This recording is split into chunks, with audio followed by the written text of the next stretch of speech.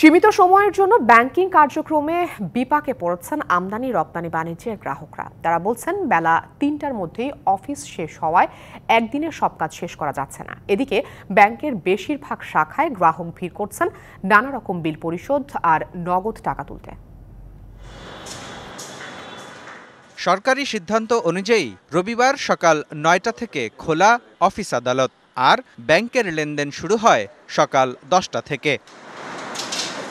10টা বাজার সঙ্গে সঙ্গে ব্যাংকের কাউন্টারে গ্রাহকের ভিড়। এদিন মূলত নগদ টাকা তোলা আর নানা রকম বিল পরিশোধে ব্যাংকে ভিড় জমান গ্রাহকরা।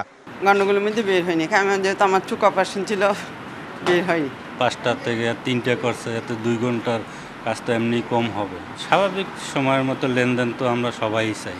সহিংসতা কাটিয়ে পরিস্থিতি স্বাভাবিক হচ্ছে ব্যাংকেও। ব্যাংকাররা বলছেন গ্রাহক সেবা দিতে প্রস্তুত তারা।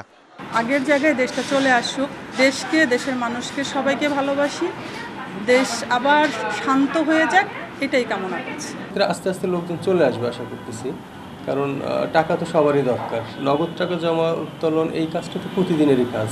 এটা তো গ্রাহক যে কোনো মূল্যে যে কোনো সুযোগ পেলেই চলে আসে।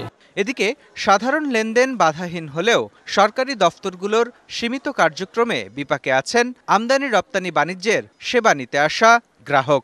এক্সপোর্ট ইম্পোর্টের কাজ করি এলসি, আমাদের ডকুমেন্ট ব্যাংক টু ব্যাংক জমা দেওয়ার জন্য যে সময়টা দরকার, সেটা এখন আর হচ্ছে না, মানে কভারিং দেওয়া যাচ্ছে না আর কি। টাইম লিমিটেড, তো এই অল্প সময়ের মধ্যে খুব দ্রুত কাজ করতে হচ্ছে। শিগগিরই যেন আবারও স্বাভাবিক কর্মপরিবেশ ফিরে আসে এমন প্রত্যাশা সবার। দেশের পরিস্থিতি যেন স্বাভাবিক হয়ে যায়, আমরা চাই দেশের শান্তি। সবকিছু আবার স্বাভাবিকই হোক, স্বাভাবিক হচ্ছে, কাজগুলো আমরা স্মুথলি করতে পারতেছি।